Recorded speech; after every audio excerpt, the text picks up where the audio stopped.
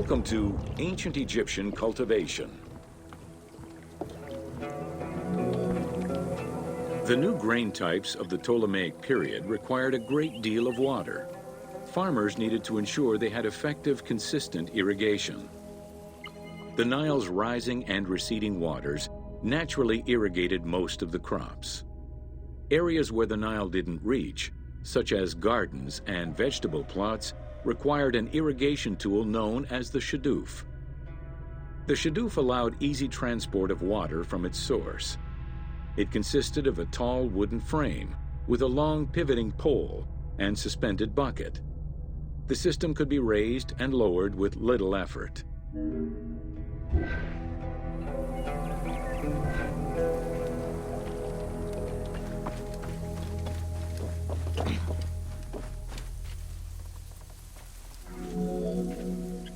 Later, a sakya, or water wheel, was invented. The sakya needed animals to turn the wheel, which rotated buckets through the water.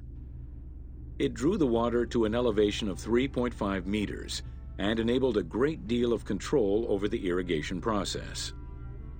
This improvement supplied larger areas and thus resulted in larger harvests.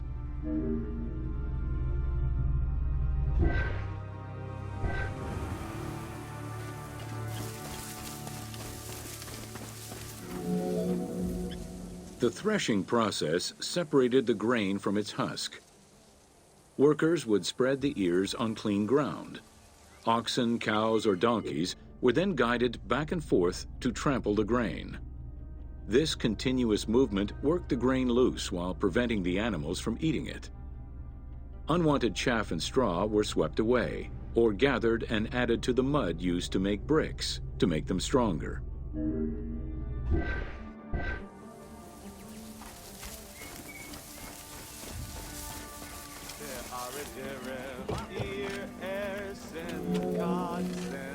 Winnowing was the stage where workers used wooden scoops to throw ears in the air.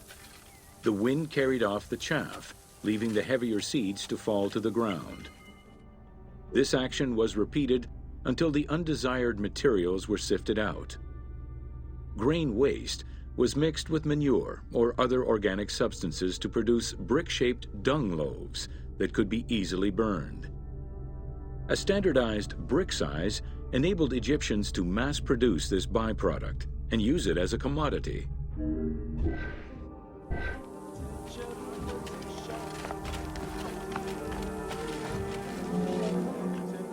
Transporting large amounts of grain required ships equipped to carry heavy loads. These goods were moved during the Nile's flooding season, when the river was deep enough for large ships. The transports stopped at checkpoints to accommodate customs and police controls, as well as for technical requirements and weather conditions.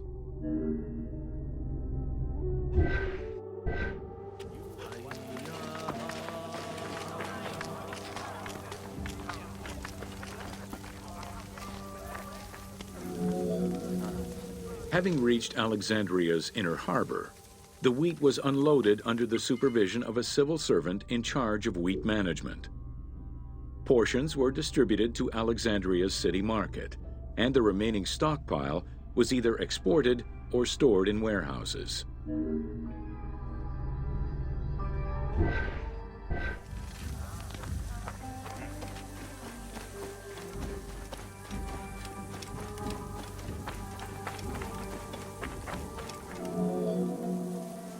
Grain storage facilities were located across all of Egypt.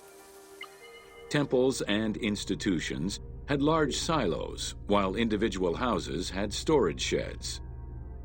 In some houses, arched cellars were built into the foundations. These watertight chambers were accessible from the ground floor through a trapdoor. Royal granaries acted as the storehouse and distribution centers, and managed state payments to civil servants, soldiers, and the police. Though plastered on the inside, silos weren't completely sealed, and so remained susceptible to mice infestations.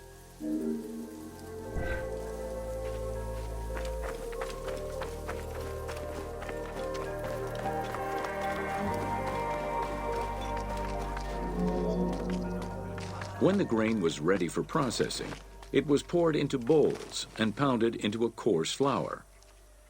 That flour was then passed through a sieve to make it of finer quality and further ground between stones.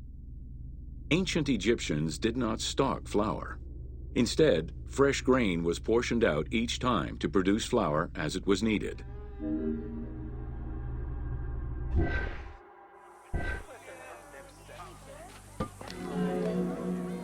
The sieves used by ancient Egyptians were unable to filter out sand and stones.